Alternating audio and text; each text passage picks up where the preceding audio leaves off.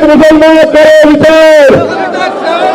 मंच से माननीय प्रदेश अध्यक्ष जी ये घोषणा करता हूं, आजाद समाज पार्टी सरकार बनाएगी तो एक अकेला मुख्यमंत्री बनेगा, 3 मुख्यमंत्री हम लोग बनाने का काम। इतनी बड़ी आबादी को नकार के और आप ये कहते हैं कि वो आपको वोट भी देती रही, ये तो इनकी ईमानदारी है। मैं हमारे वसीम साहब खड़े हैं और नईम साहब खड़े हैं, मैं ये कह रहा हूं नकारात्मक राजनीति आपको नहीं इस देश को लेकर डूबेगी, मेरी बात को आप याद रखें। सकारात्मक राजनीति करो, वोट को किसी को हराने के लिए मत दो, वोट को किसी को जिताने के लिए दो, वोट को जीतने के लिए दो, वोट को अपने और अपने बच्चों के भविष्य को ध्यान में रखे दो। अभी तक आप क्या कर रहे हैं और यही चला रहा है लंबे समय से कि फलानी पार्टी को हराना है, फलानी पार्टी को हराना है। मैं आज आपसे कह रहा हूं, मैं अपनी 70% एनर्जी किसी को हराने के लिए लगा दूंगा, तो 30% एनर्जी से मेरा कौन सा बड़ा हो जाएगा, आप मुझे बताएं। हमारी पूरी एनर्जी 5 साल हम लोग जुर्म जाति के अत्याचार सहते हैं और बाद का 1 महीना हम इस बात पर लगाते हैं कि इसको कौन हरा रहा है।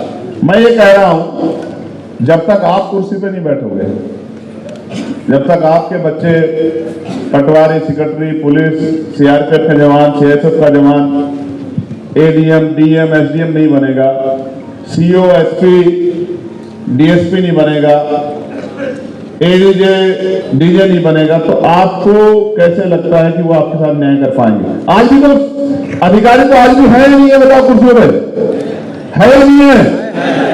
अधिकारी भी है, सरकार भी है, फिर क्यों कह रहे हो कि बुलडोजर चल रहा है? फिर क्यों कह रहे हो अन्याय हो रहा है? क्योंकि जिस सोच के लोग बैठेंगे कुर्सी पे, बाबा साहब अम्बेडकर ने संविधान को सौंपते हुए कहा था कि मुझे शंका है, मुझे शंका कि संविधान कितना भी अच्छा क्यों ना हो, अगर चलाने वाले हाथ अच्छे नहीं होंगे, उनकी नीयत अच्छी नहीं होगी, उनकी नीति नहीं अच्छी होगी, तो अंत में संविधान बुरा साबित होगा। उन्होंने कहा संविधान कितना बुरा क्यों ना हो, अगर चलाने वाले हाथ अच्छे होंगे, उनकी नीति अच्छी होगी, उनकी नीयत अच्छी होगी, तो अंत में संविधान अच्छा साबित होगा। आज ही हमारे सामने मुसलमान के साथ साथ पिछड़े वर्ग के लोग कितने बुरे दौर में, आप देखो, कथा कर दी। क्यों साहब, आपको पता है ना कथा करती थी इटावा में, तो चोटी काट ली।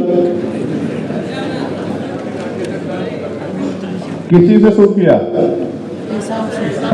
पेशाब, ब्राह्मणी के पेशाब से, पेशाब से शुद्ध किया। आप सोचो ये क्या सोच है, ये क्या सोच है?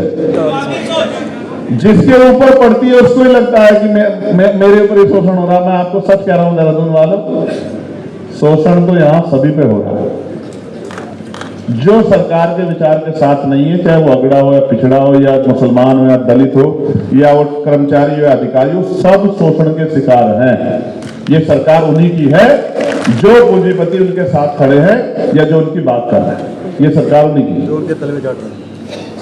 अब इटावा की बात आएगी तो आप कहेंगे यादव समाज के साथ हो गया, लेकिन मैंने तो लोधी समाज के साथ भी देखा, यही अपमान भी, यही मैंने कुर्मी समाज के साथ भी देखा, यही मैंने साहू समाज के साथ भी देखा, और दलितों की तो क्या कहूं, आदिवासियों की तो क्या कहूं, उनको तो डायन के नाम पे भी 5 लोगों को जला के मार दिया, उनकी कोई पूछने वाला नहीं। मैं आपको सच कह रहा हूं, जो आज आपको महसूस हो रहा है 70 सालों में, वो तो हम पिछले 5000 सालों से इस देश में सहते आ रहे हैं, लड़ रहे हैं उसके खिलाफ। बस जरा सा फर्क है कि जो भी दौर आया राजतंत्र का था तो हम राजतंत्र के तरीके से लड़े, और जब लोकतंत्र आ गया तो हमने वोट की अहमियत को समझ के, शिक्षा की अहमियत को समझ के हम लोग लड़े। ये फर्क है। एक बार आप हमारी तरह सोच के इस लड़ाई में हमसे पीछे खड़े हो जाओ, लड़ाई में, संघर्ष में, और जब हिस्से की बात है हकदारी की, तो हमसे आगे खड़े हो जाना। हम इस बात की आपको गारंटी देते हैं। संघर्ष में हमारे पीछे खड़े हो जाओ, ढाल बन जाओ। अगर गोली आएगी तो हम खाएंगे, ये नीले पट्टे वाले मैं गारंटी देता हूं। और जब मिठाई आएगी तो आप आगे हो जाना, हम आपका हाथ नहीं खींचेंगे, इस बात का भी मैं आपको विश्वास दिलाता हूं। अम्बेडकरवादी कभी इसका हक नहीं मानता। आप ये महसूस करके देखो, अभी 3 दिन पहले मैं अपने लोकसभा क्षेत्र में था, वहां एक कस्बा है धामपुर, और ये मीडिया के माध्यम से मेरा लखनऊ में खड़े होकर मुख्यमंत्री जी सवाल है कि धामपुर में चौक पे जो दुकानें थी वो बंद कराई गई, इस बात के साथ कि वो मुसलमानों की दुकानें, जबकि भारत का संविधान इस बात की गारंटी देता है कि धर्म के आधार पर किसी के साथ भेदभाव नहीं हो सकता है। आर्टिकल 14-15 इस बात की गवाही देते, इस बात की गारंटी देते हैं, लेकिन वो दुकानें बंद कराई गई और उसकी नहीं, उस पूरे पश्चिम की दुकानें बंद कराई गई। और अगर वो दुकानें मीट की होती तो मैं भी मान लेता किसी की भावना हो सकती है, तो मैं भी इसको कहता कि भाई ठीक है बंद कर लो। हालांकि जिसका रोजगार जाता है पता तो उसको लगता है, जिसके बच्चे भूखे मरते हैं, जिसको पैसे की जरूरत होती है, जो हाथ फैलाता है उसको पता लगता है, सरकार को नहीं लगता है।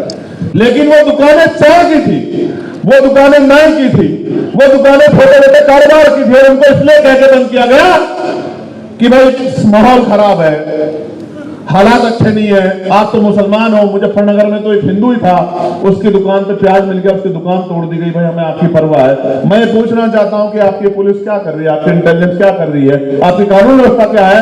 अगर आप लोगों की दुकानों की रक्षा नहीं करते, लोगों के कारोबार की रक्षा नहीं करते, तो कुर्सी में क्यों चिपक बैठे हो? कुर्सी छोड़ के मेरे मुख्यमंत्री, अगर आप लोगों के कारोबार की रक्षा नहीं कर सकते, आप संविधान की रक्षा नहीं कर सकते हो, आप न्यायपालिका की रक्षा नहीं कर सकते, आप एक काम तो कर सकते हो कि अगर कोई हक की लड़ाई लड़ने आए तो कुछ लोग जाके पूरे आंदोलन को नाकामयाब कर दे, तो आप उन पे लाठी तो चला सकते हो, उनके गरीब बच्चों के कान पकड़वा कर उनको जेल तो भिजवा सकते हैं। ये बात हम भूलेंगे नहीं, लखनऊ में खड़े होकर कह रहा हूं मुख्यमंत्री जी, ये अन्याय इलाहाबाद का हम भूलेंगे नहीं। इस बात को आप याद रखना, हमारे बच्चों की पीठ में पड़ी एक लाठी हमें याद है, वो जख्म आपने उन बच्चों को नहीं दिए, वो जख्म आजाद समाज पार्टी को दिए, अम्बेडकर वादियों को दिए हैं, वो जख्म आपने चंद्रशेखर आजाद को दिए हैं। इन जख्मों का आपसे हिसाब होगा, मेरी बात को आप याद। ये मुरादाबाद संभल का मामला, कोई एक ऐसा मामला आप नहीं बता सकते जहां किसी गरीब को मेरी जरूरत पड़ी हो और मैंने उससे हाथ खींच के या मुंह फेर के मैं खड़ा हो गया, कोई एक नहीं बता सकते। हमारी पूरी पार्टी ऐसी सोचती है, हमारे सारे कार्यकर्ता ऐसे सोचते हैं और हम ये जानते हैं कि हमें किस तरह से मिलकर इस लड़ाई को आगे लड़ना है।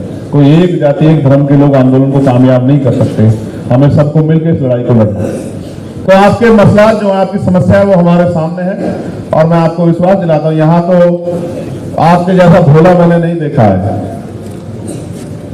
एक पार्टी ने आपको कहा हम आपको 18% आरक्षण देंगे और पूरे 5 साल सत्ता में रहे और 18 की जगह 98 भी नहीं थी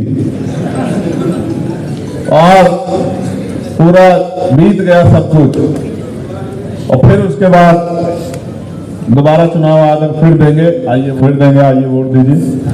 आज मैं इस मंच से माननीय प्रदेश अध्यक्ष जी ये घोषणा करता हूं, आजाद समाज पार्टी सरकार बनाएगी तो एक अकेला मुख्यमंत्री नहीं बनेगा, 3 मुख्यमंत्री हम लोग बनाने का था।